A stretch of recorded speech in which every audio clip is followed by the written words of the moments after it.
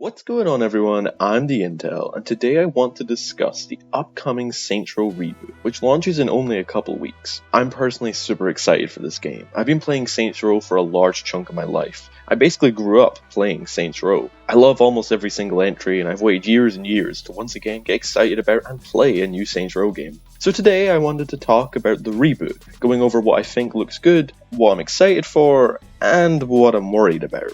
Anyway, let's not waste any more time and let's get right on into it. Let's start with what I think looks good about the reboot. Let's start with the world. Santo Ileso looks amazing, with distinct looking districts and tons of variety and tons of colour. It looks like it's going to be a blast to explore with tons of variety and tons of different areas. I think it's going to be much better than the grey and boring Steelport in my opinion. I just didn't like Steelport very much. I just felt like it was very grey, very boring, and there wasn't much variety to it. Whereas Stillwater and hopefully Santo Ileso have tons of variety, different districts, and I just think it's going to be cool. I don't know if Santo Ileso is going to top Stillwater though. Stillwater is still to this day one of my favourite cities in any game. It's got so many cool districts, from trailer parks to people just doing yoga in parks to the big high rises in Saints Row 2. I think Saints Row 2 Stillwater is such an incredible city with so much variety and detail.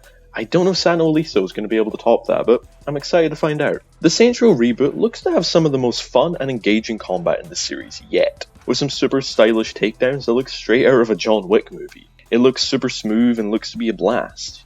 When you're fighting enemies, you can roll to get away from enemies, which is new to the series. We also have abilities for the first time, which some of them kind of look Agents of Mayhem inspired even. But the ability and rolling should be quite a massive shake-up for the Saints Row series, and I do have my reservations about the health bars above everything, but thankfully we're going to be able to turn those off. So if you want to turn those off and make it more of a classic Saints Row experience, thankfully we are able to do that.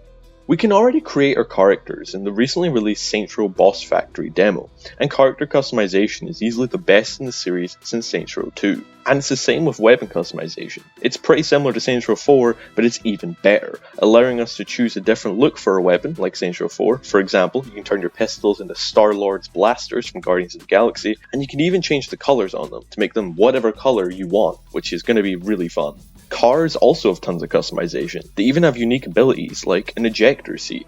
I can only imagine the chaos you can do with an ejector seat in co-op. They also have brought back some features from older games, like the kneecappers from Saints Row 2 are back in the reboot, which look really fun, and like your car can now jump and stuff. There's really cool abilities. I think the abilities, I think they're going to be really fun. They're going to add a lot of variety and make me use more vehicles instead of just the fastest one. So I'm excited for that.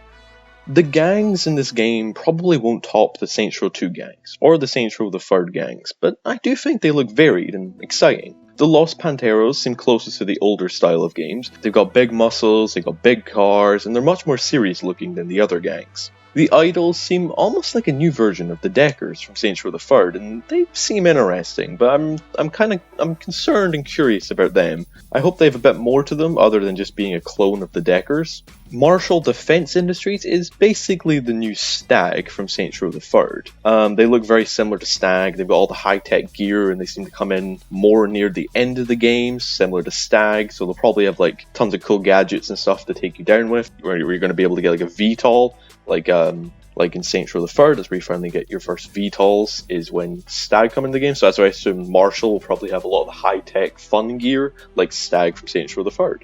And finally, they also just very recently revealed a 4th gang, which kind of look like they're from Mad Max, though I don't think this gang is going to have a big part in the game. My guess is they'll be in the game for maybe 3 or 4 missions, and that'll probably be it. They've waited so long to reveal this gang that I feel like they probably have a very small part to play in the Saints Row reboot. But that's just my opinion, and it's not confirmed at all.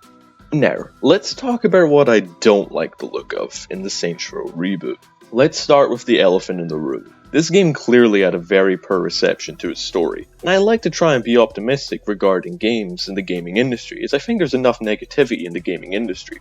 But I can't be optimistic regarding this game's story. To be honest, it just looks so boring and just not what I wanted, to be honest. Some cutscenes look okay, but others just look kinda meh and not great. I'm really hoping Volition can pull it off. Because even though Saints Row 4 isn't a lot of people's favourite game, you can't deny it had some solid writing and some solid characters. Agents of Mayhem as well. Even though that game wasn't the best, its story was pretty decent. So I'm holding out hope that the reboot will have a decent story based off of Volition's past work, but I'm not that optimistic about the story of the Saints Row reboot. I'm also not sure about activities in this game. We've seen a couple, but I've not seen any I'm 100% sold on yet. There's some classics like insurance fraud and mayhem, but there's also some new ones like wingsuiting to towers and interact with them. Doesn't look that fun and seems to get boring fast, but I'm up to trying it. But there's also some new ones like transporting radioactive materials, and if you crash, they'll fall out. That seems kind of fun and could be an interesting challenge. So I guess what I'm trying to say is I'm not 100% sold on the activities yet. I'm holding out hope that once we get our hands on the game, we'll find some really good activities, as once again, this is the same company that gave us Insurance Fraud, Septic Avenger, and Fuzz from Saints Row 2. I'm really hoping, since this is Volition, I'm hoping they've come up with some really cool and unique ones they just haven't shown us yet. That's what I'm holding out hope for, at least. Honestly, that's my only concerns right now of the Saints Row reboot. Everything else I've seen looks solid and fun.